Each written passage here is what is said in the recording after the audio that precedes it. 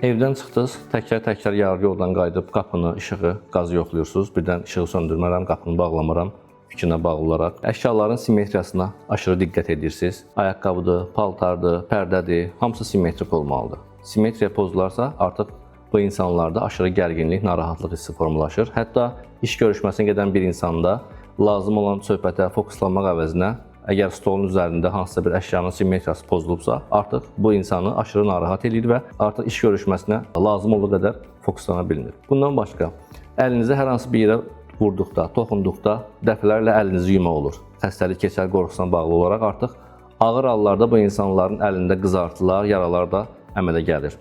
Həmçinin deyək ki, başqa bir yerə getdiniz, evdən çıxdınız və evə qayıdandan sonra istifadə etdiyin paltarı təkrar yuyursan, mikrob yoluxdu fikrinə bağlı olaraq, evi, eyni yeri təmiz olmağına baxmayaraq təkrar təmizləmə halları olur. Bundan başqa, bəzi insanlar var ki, beyinlərinə özündən asılı olmadan, daimi olaraq təkrarlanan, dinə qarşı, Allaha qarşı, Peyğəmbərə qarşı, müqəddəs kitablara qarşı daimi təkrar olunan təhqiramiz sözlər, söyüşlər gəlir və artıq bu insanlar buna bağlı olaraq özlərini günahkar hesab edirlər və buna bağlı olaraq gün ərzində çox narahat, gərgin olurlar.